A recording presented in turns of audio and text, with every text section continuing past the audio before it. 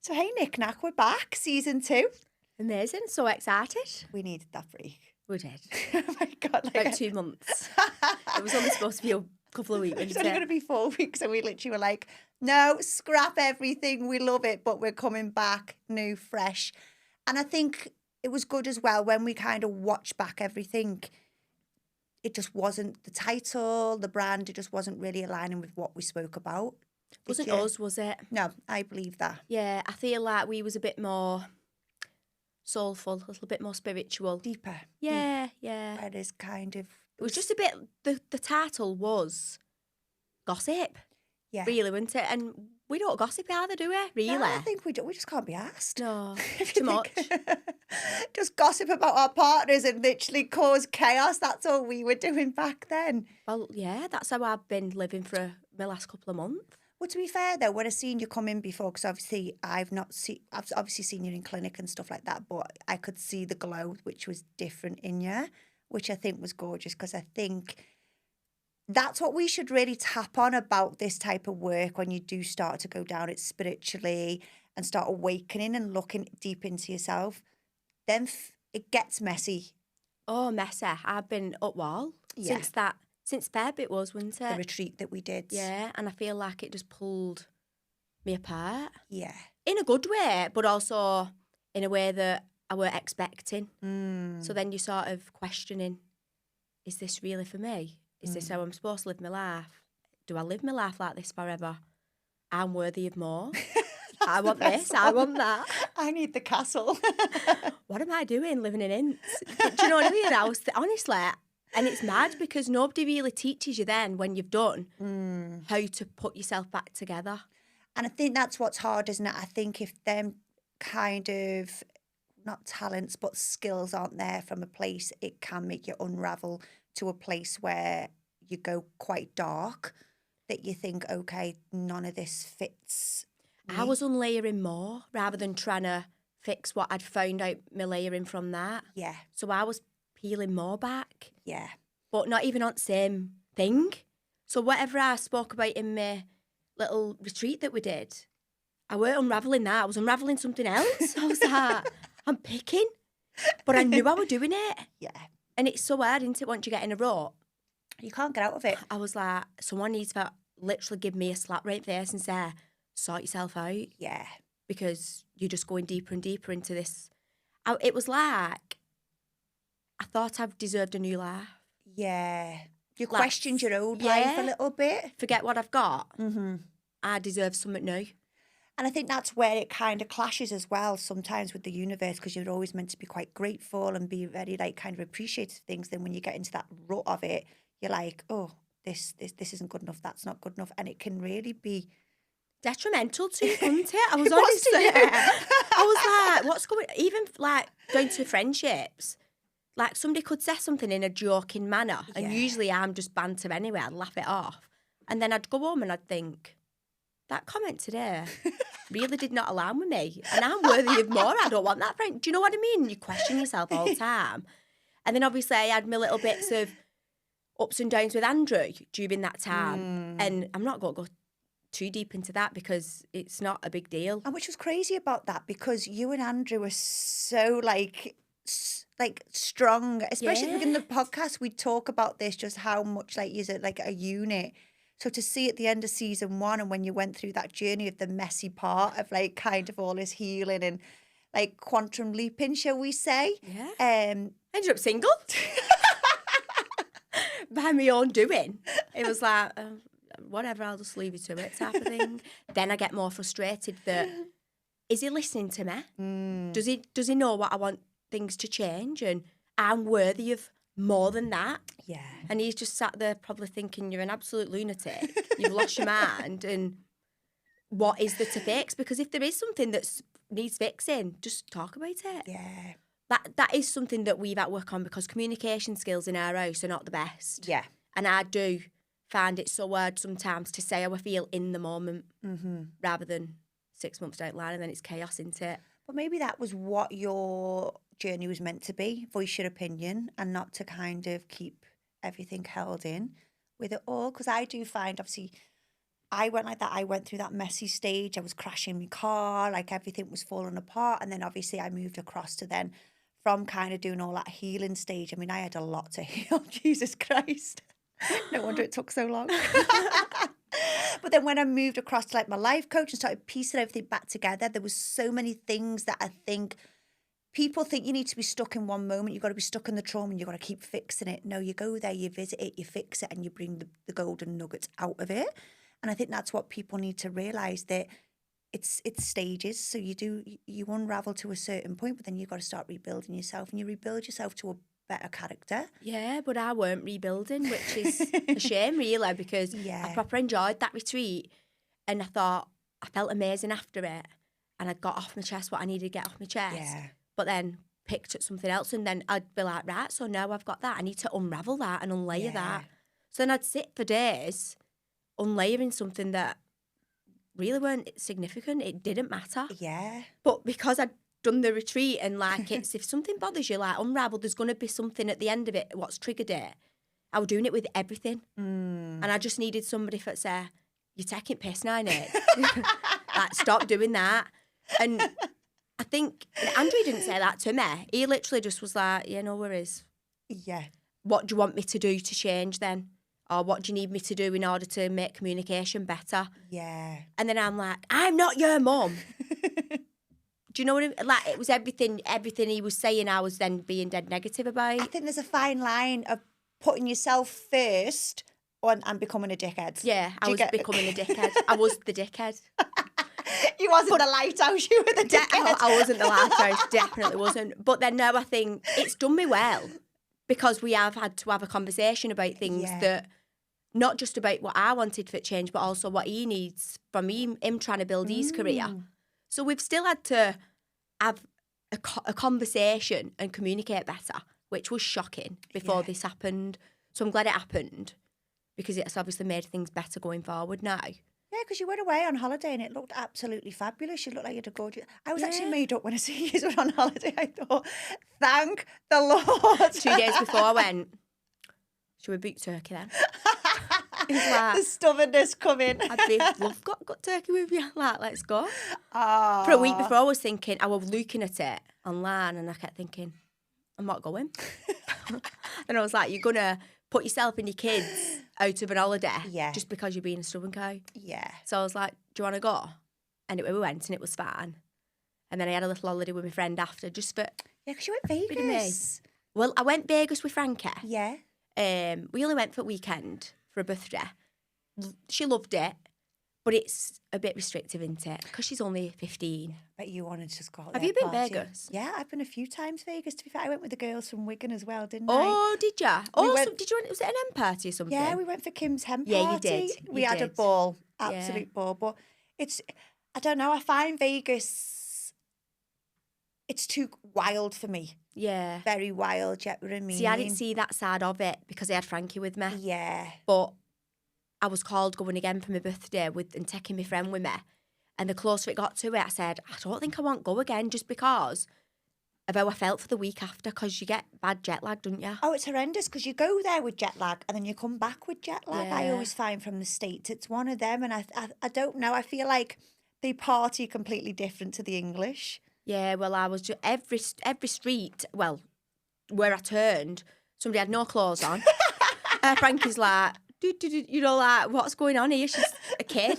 And I'm like, sorry, love. She just wanted to go Target. Yeah. She wanted to go Raising Cane's, everything you see on TikTok, crumble cookie. Yeah. And I just was like, you don't need Cunt Vegas for that. Yeah. But, and Tucos, which was nice. So we stayed in Luxor, which was good because it was right at other end of the strip.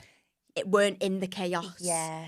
But then when I came home and Claire wanted to go, and I was like, I don't want another week of catching up with sleep when you've got kids and work. Yeah. So we went Albufeira instead. Yeah, I've been a couple of times, to be fair, because I first went, I think I was about 18, and I went with the brand Hawaiian Tropic. Oh, yeah. Back in my little modelling days, and it was just, that was probably my best time. And then obviously I've gone back on like girls' trips and stuff like that. But I remember the heat there. I remember spraying suntan lotion across me, like SPF. And it got in my eyes, but because it's that stifling hot, I could feel it burning. Yeah, it's like 40, isn't it? When we were It's 40 when we were there. Yeah, it's insane when you think about it over there. Bad. But when we got back, I felt like I was in that depressing mode again. Yeah. Because I was tired, which is why I thought, I can't do this again. Yeah. Usually I'd be like, go on then, like people pleasing and whatever else. And I was like, no, I can't. Yeah. Because I don't want to feel this way again for another week. Because I think as well for you, I think you've done that. And I think for you, probably the best thing to do is you want to grow. So I think to grow, you want to be more with like a life coach, which is your next step for you. Do you know what I mean? To help you manifest it. Like I'm just working with someone at the moment and it's called a Wealth Quantum Leap course. And it's all about talking about like what you feel you deserve. Because if you've got like financial wounds, you've got inner child wounds and all of that, that will stop you from creating wealth. And it was quite funny because on the first day of the course, I mentioned how the past 2 years had been. And I was like, I feel like everything's crumbled. It's like beforehand, and nothing seemed to be so hard or anything like that. I said, then mum died and everything becomes, she was like, yeah, because you're stuck in a loss mindset. She said, so just because you've lost your mum and you're thinking that's what, like, you're grieving your mum with loss, that circulates all through your life. So financially, your business, your friendships, everything crumbles because your mindset's in a loss mode. And it really, really hit home that when she said it last week. And I was like, wow, something so powerful. You don't see it like that though, do you? Because you just think, well, you're allowed to grieve and you're allowed to... But I know what you mean because things spiral, don't they? Yeah. Or snowball, I'd say. So like you sort of... Everything then you see, you just pick the negatives or whatever out of things. Absolutely. Do you know though, I do try to pick the positive from the negative. I always do try that. And I do drill that into like my friends, my kids, people around me, because I always think who I associate with. Yeah. If they're then thinking negative things, that would then put it on me, because you attract what you're around, don't you? It's and also a stuff. reflection of, isn't it? So you might not necessarily think that you're like that, but you naturally reflects back with and it you all say and something, everything. and I used to be a little bit like that until I started to do the work that I did. And I do, like, I'm still reading Let Them, but I've done it in slow paces because I wanted to read the physical book, not audio it. Yeah. So because I promised I needed to give myself me time. Of course. Like, you're allowed to sit down for 10 minutes. So I've been reading that, and that, have you read Let Them? No, do you know what I'm reading at the moment? I'm reading a thing called The 21st Century Yogi. So it's Sex, Greed and 21st Century Yogi. I've heard of that. It's unbelievable. But tell me about Let Me first and then I'll go into it because I feel like... So Let Me is Mel Robbins. You love him, by the way. You're always telling me to listen. So she's a woman.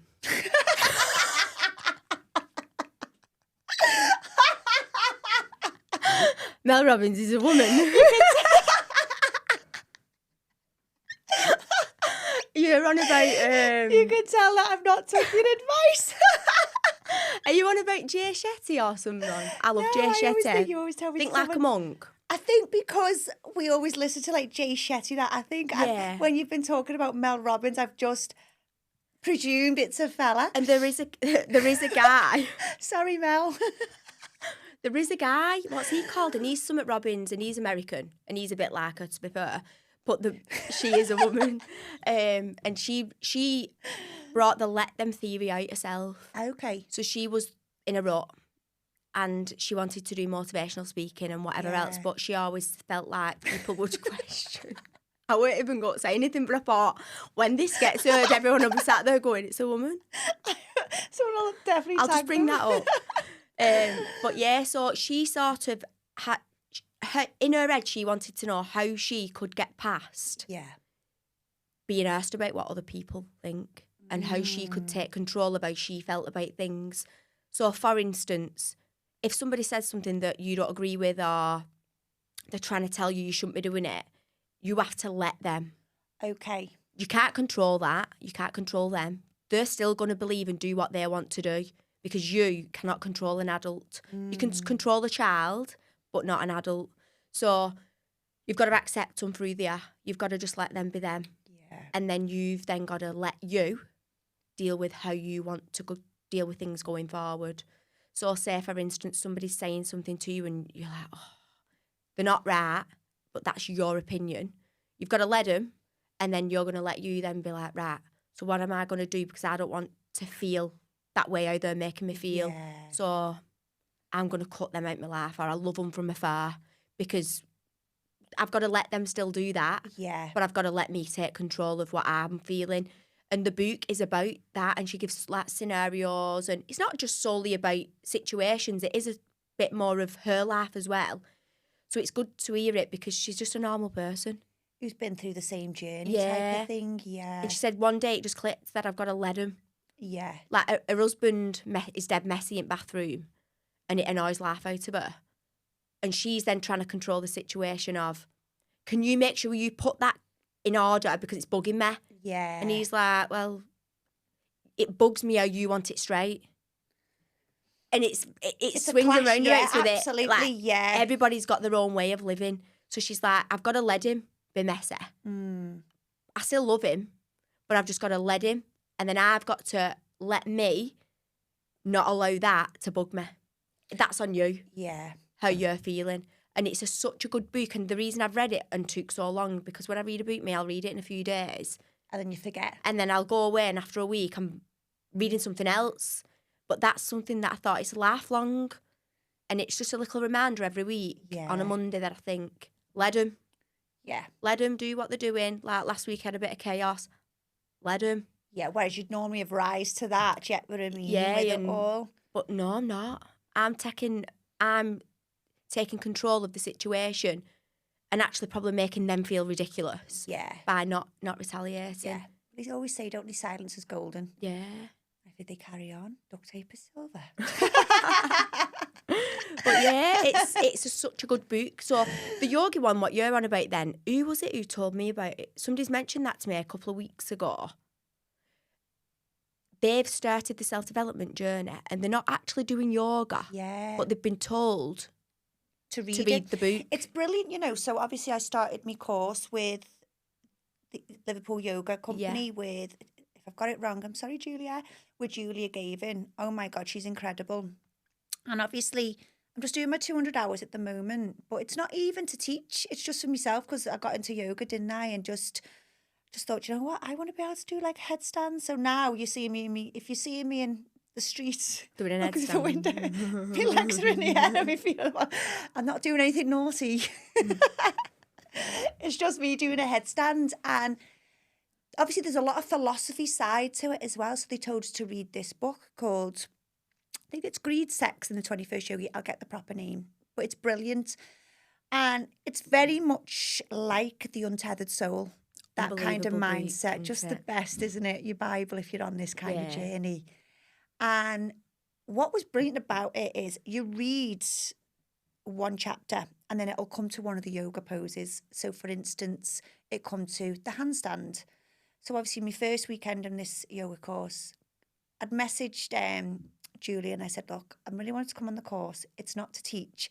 I just want to improve my own practice because I go to classes.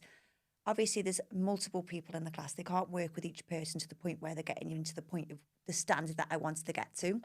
She was like, just come on it, loads, come on it. First day I went there, I thought, oh, these are all going to be acrobats. And here's me walking in stiff as a board. Could hardly touch my toes. And I was thinking, oh, what have I got myself into? Do you get what I mean? But by the end of the 3 days, so it's running for 10 weeks, you do 200 hours in total. By the end of the third day, I was like, oh my God, I can do this. Whereas on day one, I was looking around, I was seeing people, legs in the air, full forward folds, headstands, and I was thinking, I'm out of my depth here. Do you get what I mean? Yeah. And then I started reading the book whilst I was away in Turkey. So you'd read a chapter and it'd all be about the ego. And then it'd come to the pose and it'd be like, what you've always got to remember, you're not competing with anyone. Yoga's not about competition. It's about your own journey. So when you're in a class, someone might be doing it a lot more, you might be more flexible in that. That's not what yoga is. It's all about mindset. It's all about the body just kind of calming. So it's all about that and kind of, again, like kind of your values, very much like thinking like a monk. Yeah. But bringing it back down to a 21st century yogi, because obviously a lot of people in yoga, they might be, say, vegan, but not everyone wants to be vegan. Sometimes you might want to eat meat. Yeah. or stuff like that. And it's just processing your mind to say it's okay to still do a lifestyle outside of being a yogi. Yeah, because you still live. Like, Yeah. I think people associate. I seen something yesterday actually, and there was a girl in Wigan, Zoe, who does wellness, and she's got her own little business doing it, and she is unreal. And she did the tapping with me, if you remember. I remember. And she did a video yesterday, and she was saying on the video, like, just because I don't walk around in floaty clothes or hippie style doesn't mean I'm not spiritual. Just, I am still a human being. And everybody's so different that, you know, people probably look at me on a night out and think, half at clothes hour, how is she spiritual? Yeah. Tits hanging out.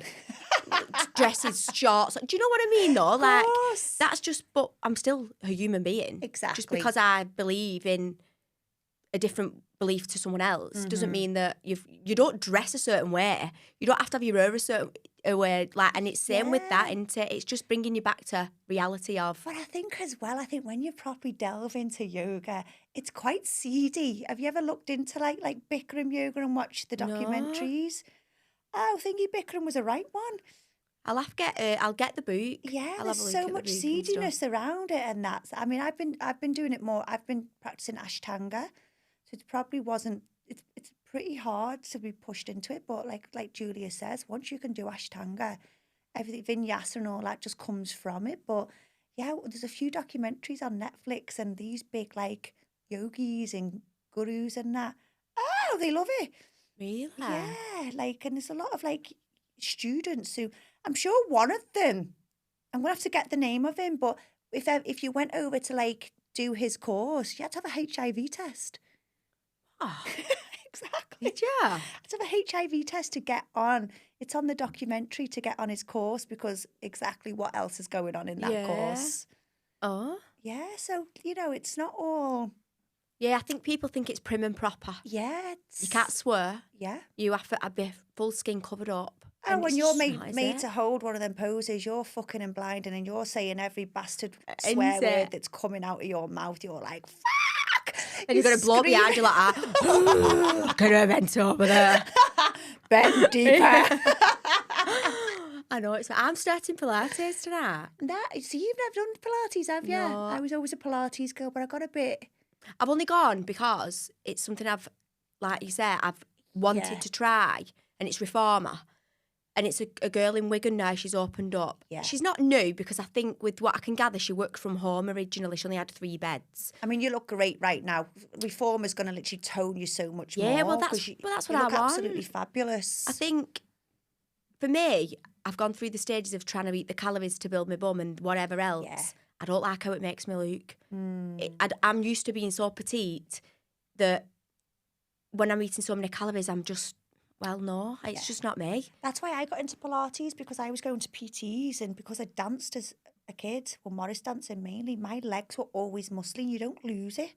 So then I was doing PTs and my legs were getting muscly, and I was like, whoa, what are you doing to me? So I got into Pilates. You got that kind of slender, kind of ballerina look kind of still. Yeah. And then yoga, you strip even more. You just literally go long and lean. Yeah. I think you'd love yoga. I love yoga, but I've just not been for a while. I used to go hot yoga me a lot. Yeah. It was just my time to switch off that. But I'm going here tonight at 5:30. So I'll let you know next week how I got on. Broke a bone. But you know what's funny is because when I first started yoga, because they all talk about energy trauma being trapped in your body. So when I first started yoga, I could not do half the poses, half the stretches, because it was all trauma energy in my body. So once I did obviously all that work of releasing the trauma, now I get into poses that can hold it because the body's not holding on to anything energetically. Yeah. And then I told you I did the parasite cleanse. Yeah. Jesus Christ, girl. What come Disgusting. out of me? What come out of me on that parasite cleanse? Wow. I've read, well, when you sent me that, I had a look into it online. There's quite a lot of people that do it all the time, isn't there? Yeah, well, they reckon now when you read studies with the parasites, they literally breed tumours, infertility, cysts, so much disease comes from them. And I think back in the day, all the countries do so many parasite cleanses, but the modern day, we don't do them enough. And I was always tired anyway, but then when I went to Africa and I come back, I was never the same, was I? I was just... exhausted. I was like, something is not right with me. So I definitely picked something up over there. Yeah. So when I started it, you do these supplements for 4 weeks and you have 3 colonics within the cleanse. So for the first couple of days, it was just like, you go to the toilet a lot, do you know what I mean? But there wasn't really anything. So then I did my first colonic and then a coffee enema. You should actually look into coffee enema and that kind of what it's curing at the moment. They're incredible. And then Alison, who I went to at the detox clinic, she's hilarious. I think when you're doing anything like this, you need someone to be like that because you just don't know what's coming out. And she said, up your supplements. Because what had happened, there was another lady then, she showed me the video of what come out of her, and I was like, it looks like a dragon. Oh, head on it and everything. It had an head and everything. It was breathing fire. And I was like, what is that? So she went, look, I'm going to prepare you because you're upping your supplements. We've done one. Oh, my God. I was just like, obviously, they're like strings. Do you know what I mean? They're like worms, aren't they? Yeah, and I think... I don't know.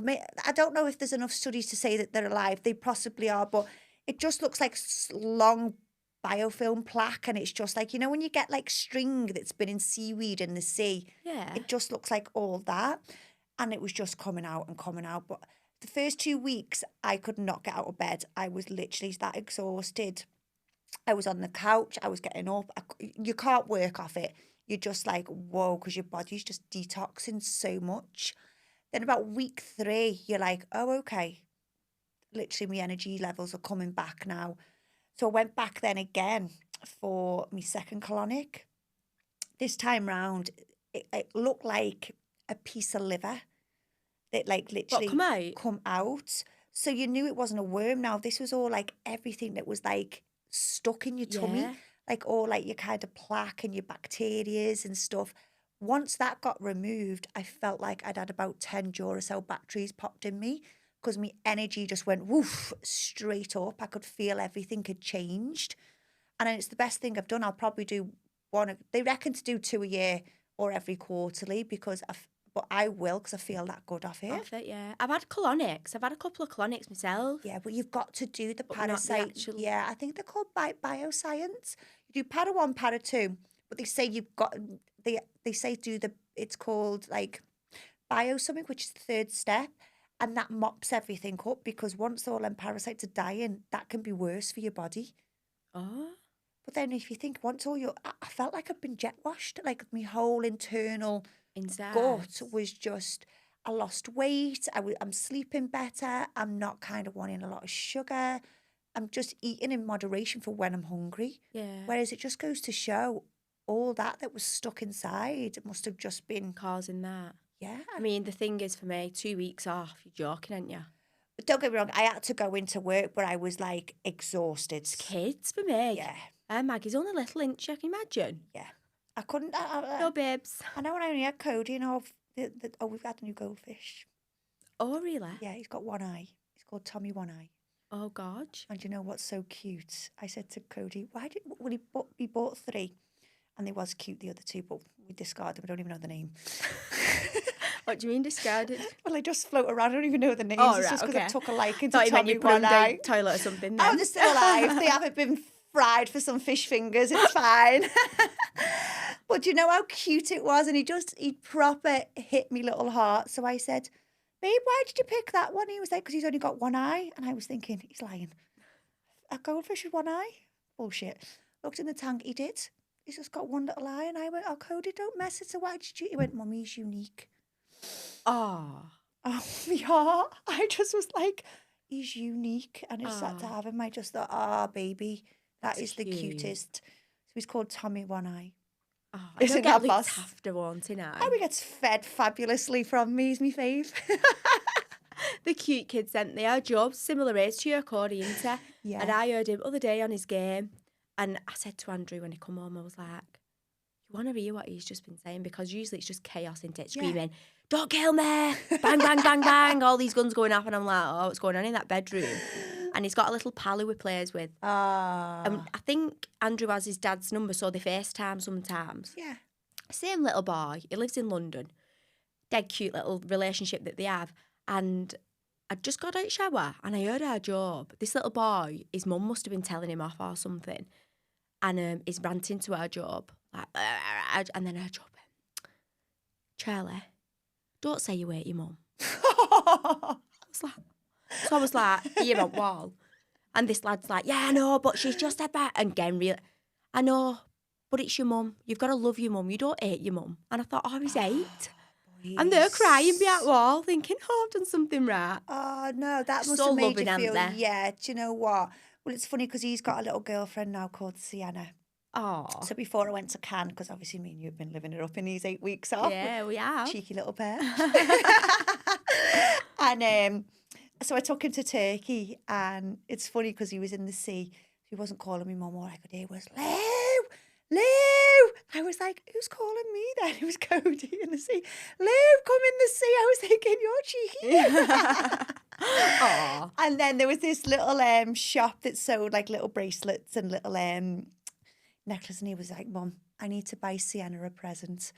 So we got her a little necklace, a little bracelet, a little hair clip. And I just thought, oh, I'm doing something right. Yeah, yeah. To get what I mean. Just caring, ain't they? Yeah, absolutely. And the way we are rubs off on them, and that's what I love. Of course, of course, if you've got a calm home, they just literally, it's learnt behaviour when you think about it, isn't it? Because it's just... Which is why because obviously I co-parent with Job's dad and the girls and whatever else.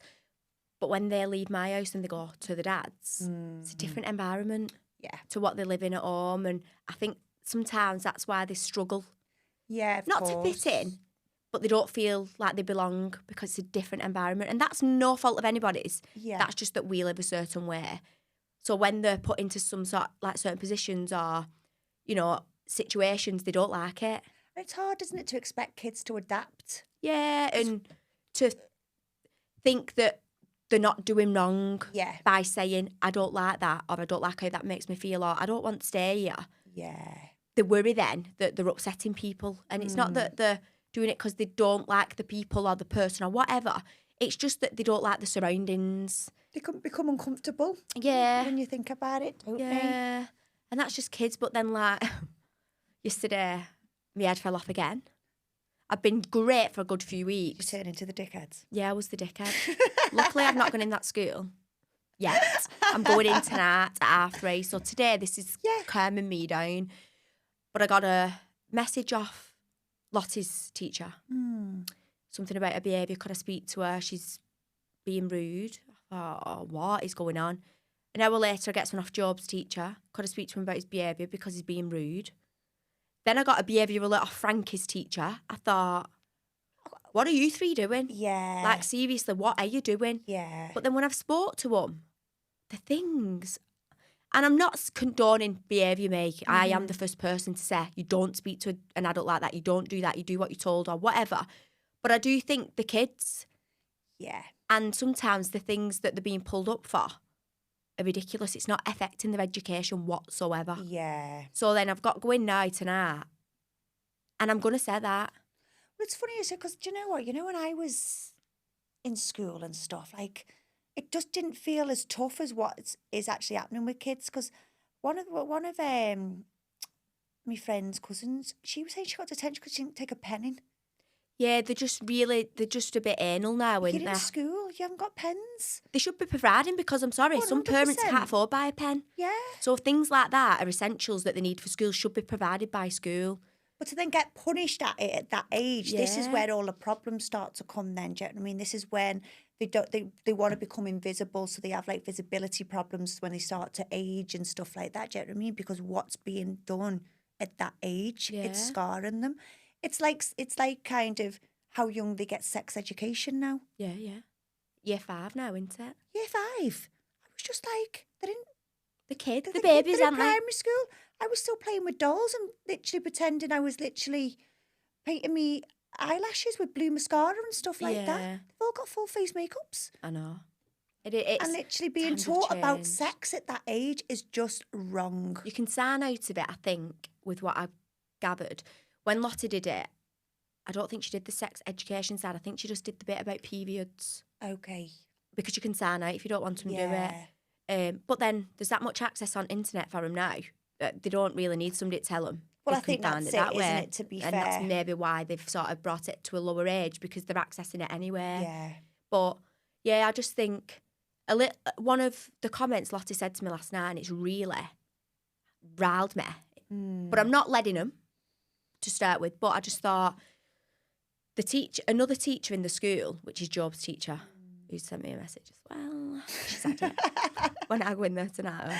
No. Well, doesn't that then make you start, like, good job that you're quite confident in your parenting skills, because that could actually, like a single parent or something, could actually drive them to mental health if they were getting letters like that every day over something so trivial. Yeah. To think, wow, am I a shit parent? Well, I know what I'm half going in because Lottie's old enough to tell me now. So she Yeah. said that they always say she rolls her eyes, but she says she doesn't even know how to roll her eyes, but it's just an emotion and inside of her that then she reacts by rolling her eyes, but she doesn't know she's doing it. Yeah. So I said, you might not know how to roll your eyes. If I said to you, roll your eyes, it's hard to roll your eyes. Of course. So she said, I don't know how to roll my eyes, and you keep saying I'm rolling my eyes. So then the teachers then reiterated that to another teacher, and then this teacher has rolled her eyes at the teachers. Obviously, oh really, does she not know how to roll her eyes? Well, you've just rolled your eyes now. Yeah. So she's learning these traits because people are doing it around her. And I'm not saying she should roll her eyes, by no means. Yeah. I will speak to her and obviously the teacher later about it. But there's certain things I think it's dead confusing for kids because in one respect, yeah, you're older and that's fine, you want to do it, but then you're telling them off for it. Yeah. And it's confusing, it's conflicting for them. So Lottie don't really know if she's coming or going.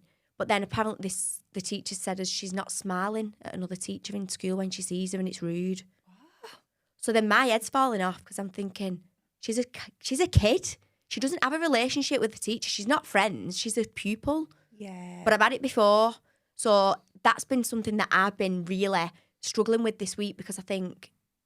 Do you know, I love that you've brought this up because how old are these teachers? To be fair, one of them's probably around my age. Okay. The other one is older. Because does it come down to maybe, like with today's society around like emotional intelligence? Because I've got a patient, oh my God, the story is actually so sad. She's been in a role as a HCA within the NHS for nearly 25 years, loves her job in community. Anyway, there's been a situation where a young nurse has come on now and made a comment. So this lady's had a little glow up, lost weight, feeling herself, do you know what I mean? Had her boobies done. Why not? Like, Makes you feel better, you do it. 55-year-old, 60, look at Kris Jenner, she looks insane. Yeah. Do you know what I mean? Age is just a number. You're only as old as your energy field, do you know what I mean? So she's done all this and feeling absolutely great about herself. A young nurse has come in, made a comment, and literally it's made her leave a job, literally mentally kind of made her spiral and stuff like that. And I was just like, now we're all professionals here. Like, is it that people are becoming into the role too young? Or is it today's society haven't got the emotional intelligence to come into professional roles like teachers, nurses, police? They don't get it, do they? No. It's a fine, and I understand it's a fine line because you want a good relationship with the kids off your work colleagues, but at the same time, you're not. Well, especially in schools, they're not friends. Yeah. But then with that lady saying that, I also do think that sometimes whoever's made the comment, that's because you're insecure with yourself. Absolutely, it's so like ageist and role ambiguity. Do you get what I mean? When you bring it that's down what society to it. is, isn't it? Like society's saying, what, you turn 50, you can't have a boob job. Absolutely. That it's not realistic, is it? Well, I was reading a study, and I was really happy about this because I'm turning 40, and they've basically done a study now on skin. Needs to hurry up, and they've reversed a lady's age at 65 back to 24. Right. So if you think that's how quick modern day society's come in within like kind of like the aesthetics field and stuff like that, and then we've got all these younger women kind of still with this ageist remarks and stuff. But like you say, look at Kris Jenner. There's a lot of people out there who are young and basically idolise her. Don't do it to a normal woman in society if you're going to do it to someone in a celebrity lifestyle. Yeah. It's all the same. It's a shame, really, that, isn't it? Yeah. And if she's been in that job for so long as well, that she's completely changed her life then. Completely. To find a new job and stuff. She's been off the sick for ages just because of one comment of like a young be kind, isn't it? Yeah. I always say that to my kids. If you can just be anything, just be kind to people. Well, especially as well, look, we're both nurses. When you go do that role, it's installed in Just you. natural. You would never do your nurse training if you wasn't kind.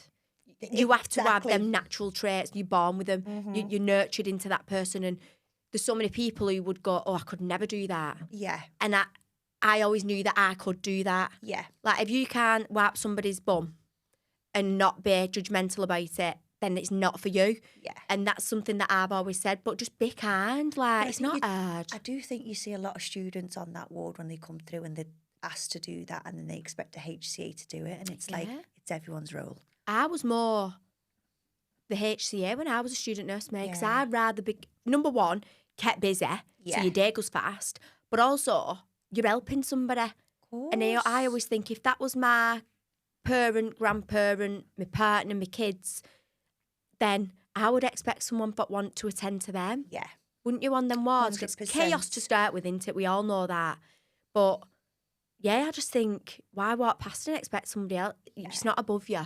Because one day you might need that. Oh, it comes around so quick. It's a short journey. Yeah. When you think about it, do you know what I mean? It's such a short journey, and I think that's what it is. It's karma, isn't it? The karmic circle. Yeah. When you think. I've had a lady in this morning before I've come here, and she's 34, and her husband to be, because they're all getting married at the end of July, is 42, and she just told me that they work at Wigan. Yeah. And luckily he was at work at the time, but he's collapsed and had an heart attack at 42. She's fit as a fiddle. Oh my God, the amount of people I've heard it lately as well. Runs 10k. Yeah. They don't eat shit. Cholesterol borderline. Yeah. But I think that's become apparent now that it wasn't. It was above board, so it could have been on statins, really. Yeah. But obviously that's just been something that's been missed or whatever by the GP. And it maybe could have been prevented, but never say never, because he could have been on that medication and still it would have happened. And she was telling me this morning, and I got goosebumps. I thought, you just don't actually know if it's he had clots on his. They've removed the clots now, but you don't know you've got them.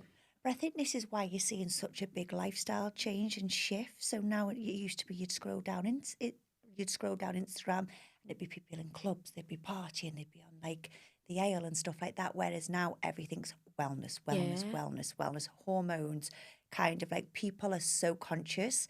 And the younger generation would rather go on a yoga retreat or a wellness retreat than sit in a club nowadays. Yeah. It's done full circle, I find, today's society. But I'm glad, really, me, because it's round about Frankie now coming into a teen. Well, she's 15, but like coming up into having to leave school, choose her options, what job she wants to go in. And I think she's not really into, she don't want drink, she don't want to go out. Yeah. And I think that's because obviously I'm quite, well, me and Andrew are quite spiritual. We all work with ourselves. But it's sort of society now, isn't it? A little bit more than let's go out on street cop. When I was 15, I was getting drunk. Oh, I was drinking. Smoking cigs that long. Just saving the money all week for I was drinking 2020. Do you remember that 2020? And, Blue Lightning, was it called? Blue Lightning. Was it cider? Yeah, I did. I was drinking that, not knowing what the hell was going on. If I thought my kids were doing that now, I'd lose my head. But you know what? It's starting young, because obviously our Cody and Clay, there's only a year between them, and our Cody's obsessed. He wants a 6-pack, and I'm like, you're 9. Your dad hasn't even got a 6-pack. Yeah. But he's literally so obsessed now, and he puts YouTubes on and just does like crunches and sit-ups and that. But then our Clay's the same, and like our Clay's 8, so yesterday I picked them both up from school. Now, you open that garage of mine and it's got all kinds, every boy's toy that they've got, do you know what I mean? Because they're spoiled rotten. They've got like quads, they've got bikes. So I said, look, just get everything out. And I went in and they're there on the weights.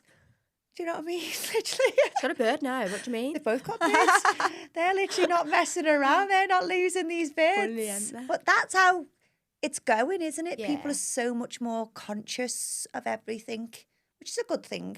Definitely. I would much rather. Frankie said to me, can I not come Pilates? Will they not let me come? And I said, I'll ask tonight, because you can come on Sunday morning with me if they will. And I'd rather do that and pay the amount of money it is to go to Pilates than a big me giving her 20 quid for it, go and spend on beer. Well, I think as well, do you know what? We slag social media off, but realistically for the younger generation, because we've got this cool Pilates Adenola girl now, it does influence like the likes of your Frankie. Yeah. They're like, oh, I want to go to Pilates and I want to look after myself. So that's a bonus that's coming through society now, I think, which is good. Things is changing. I find that but also I find I'd come off Insta. Oh, we all did this. Remember I did it. You told me. I went, I'm coming off. Everyone's like, are you all right, Nick? Are you all right? I'm like, I've just come off Instagram. Is it that bad? I was laughing because when I did it, and then you must have come off it as well, and I went on our little podcast page, and it was hosted by... No one. No one. No one's on it.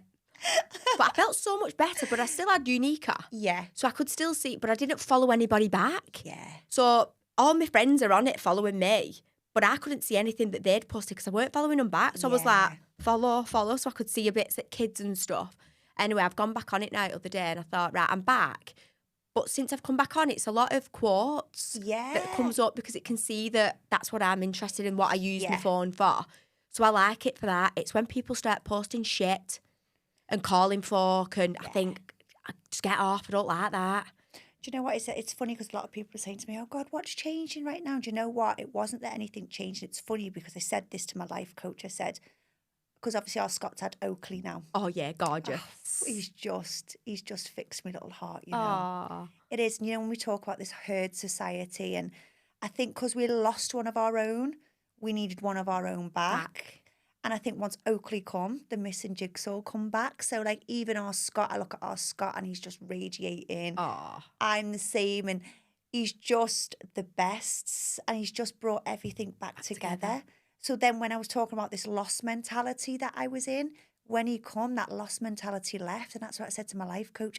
I'm going to be all right once this happens. And the minute it happened, it just clicked back. And everything's just gone perfect again for me, for Scott. It's crazy. But he's been here before. He's the best. Oh, he's tiny as well when he was born, wasn't he? Looked it on pictures. Oh, do you know what? My heart went out for our Lauren because, do you know what? She wanted a really hypnobirth and she'd planned it for a while, do you know what I mean? And they knew exactly what they wanted and they were like, the hypnobirth centre was absolutely beautiful. And the birth, she struggled. Look, she's so brave because I tell you what, I couldn't have done what she'd done. She was literally a trooper. And she went into labour, I think. She had a sweep, went into labour. Or that night she was in labour, got tucked in at 9. She was still in labour and just wasn't dilating. So she went right through the night till about 11 o'clock that night. And then her poor body just literally... It's too tiring, isn't it? Yeah. It can only take so much. She'd messaged me the week did before. She? Oh, bless her. Obviously about all the new regulations changing and stuff like that. And then must have been a week after or something, I'd seen baby had been born. Oh, it was amazing. So we ended up coming to C-section. Oh. Because I think Lauren's heart was dropping, the baby's heart was dropping, and they just took him in. So, but it's funny because everyone surrounding us, so on Craig's side, his nieces and nephews, all of them are born, and his mum, the 15th, 16th of May. So our Oakley come, we didn't know if it was going to be the 15th or the 16th, because at this point I just got the photo sent through on the 16th, but he was actually born the 15th. So we've got Clemmy and Oakley on the 15th of May. Then the day after, it's Anne-Marie's, Clay's and Lulu's. They're all surrounded on them 2 dates. It's weird. Tauruses. But he come out, he's so alert. He's just like constantly awake and he's just, he's a funny little guy. He's going to be a little character. He just got made up. Oh, he's the best. Because when we was here, he was on about it, wasn't he? And seeing him as well. You know, when you just become even more proud of your brother because you're just going to be. They're both going to be they were always really good with codes. Yeah. Just so you could see that they were going to be brilliant parents. And they've got Kaber. So they're a proper little family now, aren't they? Oh. I know. I'll have to bring Oakley on the podcast. Bring him in. I know. That'll be nice. He'll probably be the best viewed. Yeah, he will. Oh. When you think about it. So shall we wrap up? Yeah. With it all. We'll be back next week anyway, won't we? Yeah. We'll not bore him for too long. That's it. So welcome back. I know, yeah. See you all next week. See you all next week, guys.